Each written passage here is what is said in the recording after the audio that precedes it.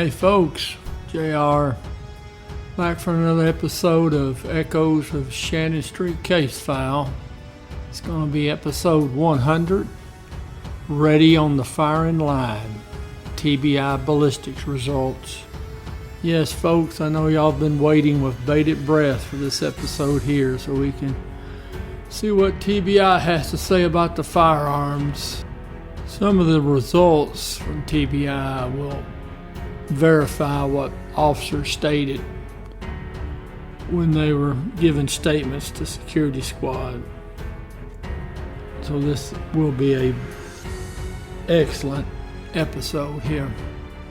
Alright folks, let's jump right into it. Alright, firearms identification results.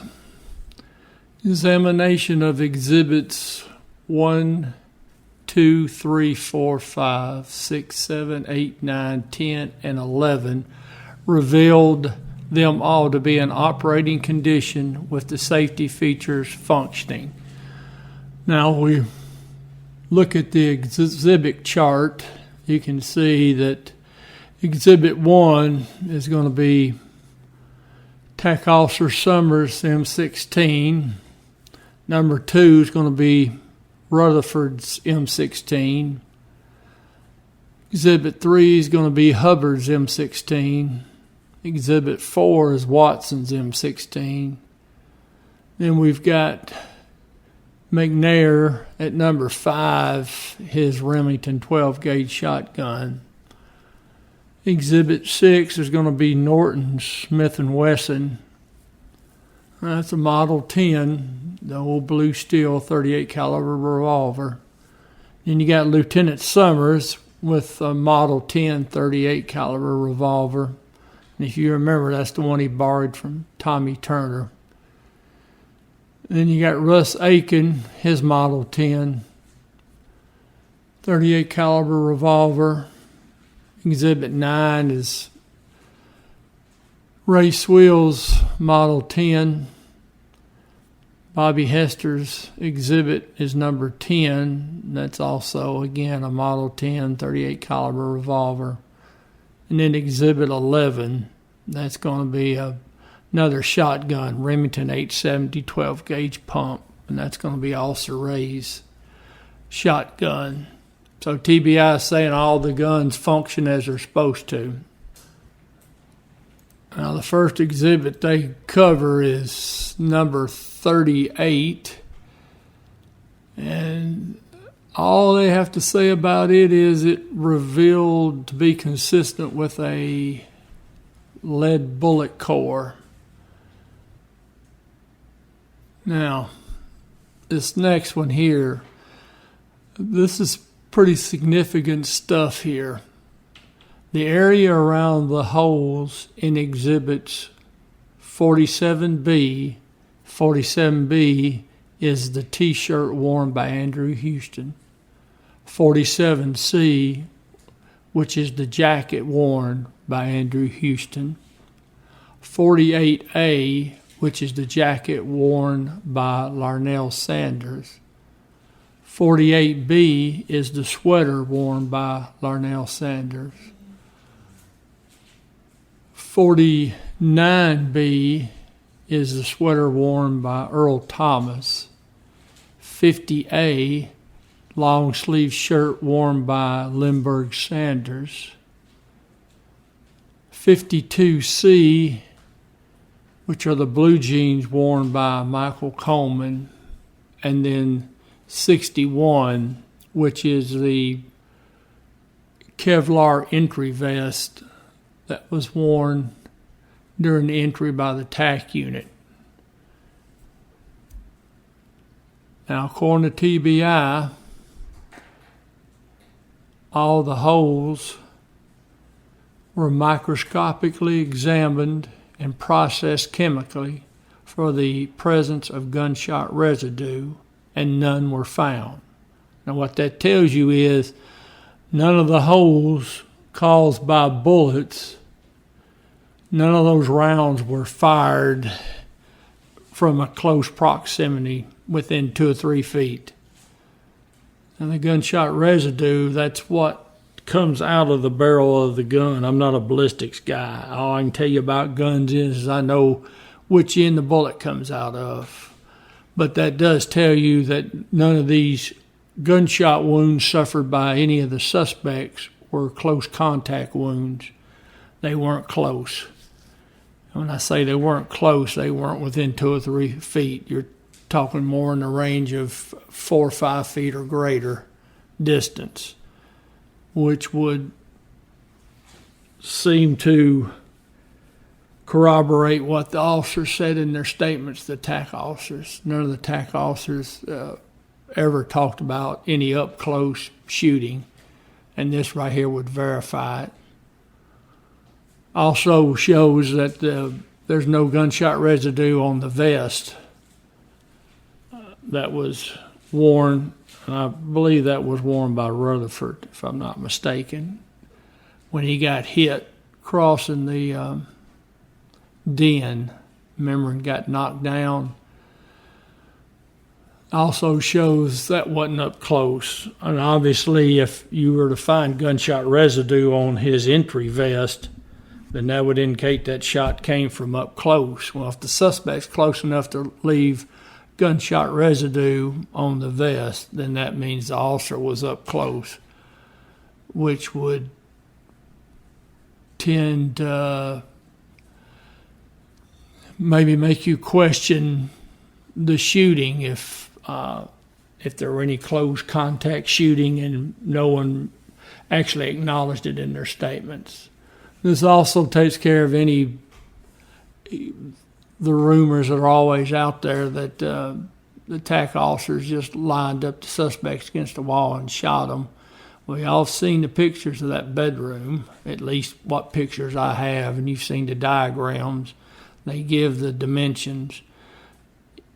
If they had lined them up on the wall and shot them, then you'd have gunshot residue on all of them, because it's just too confined and too close in there. Okay, we've got Exhibits 62A through D are too mutilated for comparison purposes.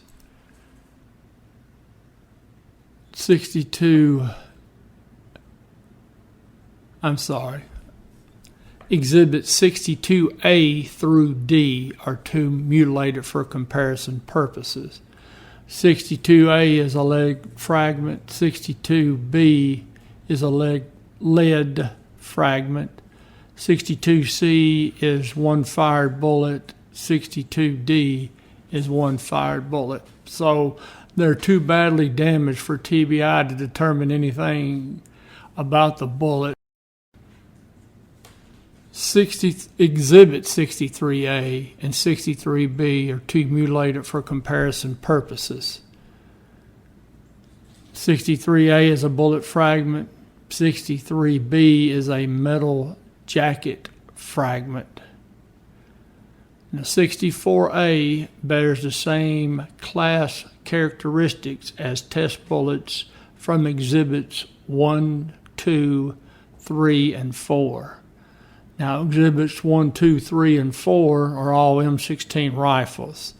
So TBI can tell you that that's definitely an M16 metal jacket, but that's as close as they can get. They can't tell you which one of the rifles it was.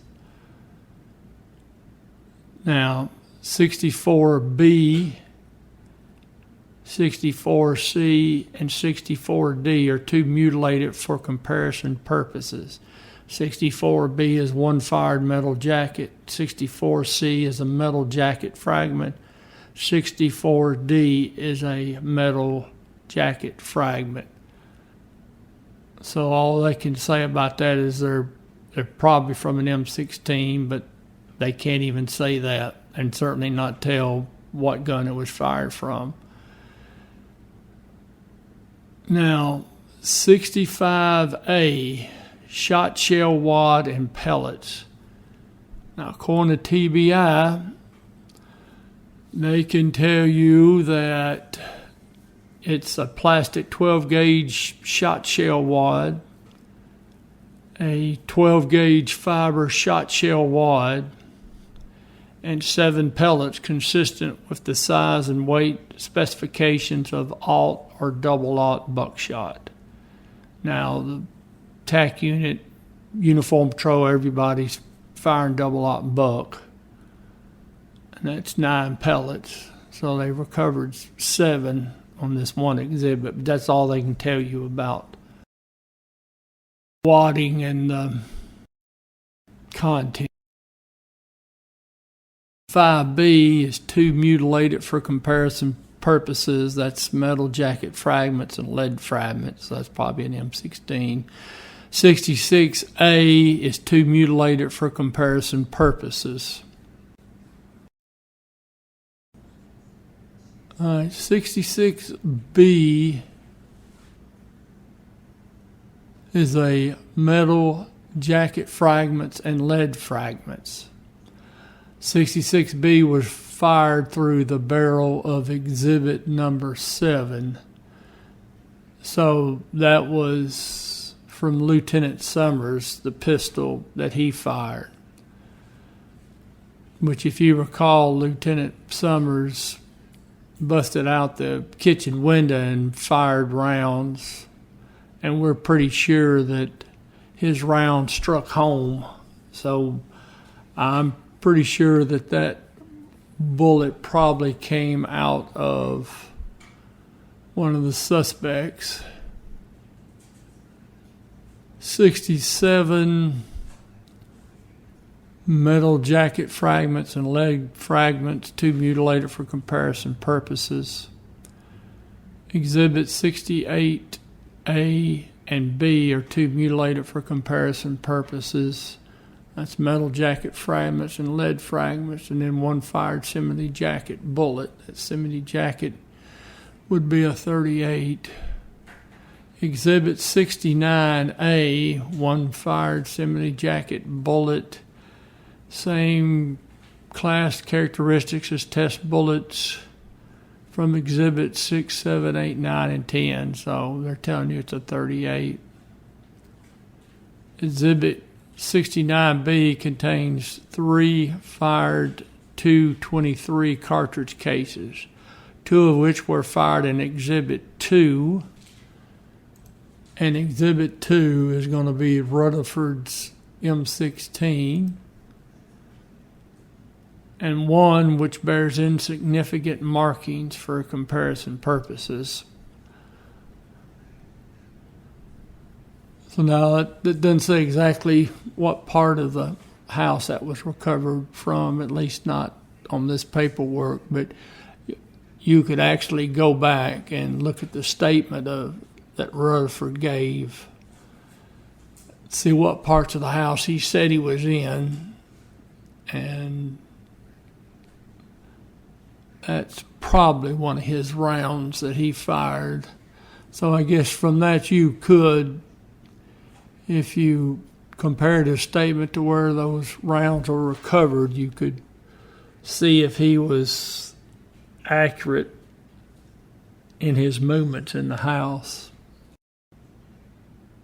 Now, Exhibit 70A was fired from Exhibit 5, and Exhibit 5 was KK McNair's 12-gauge shotgun.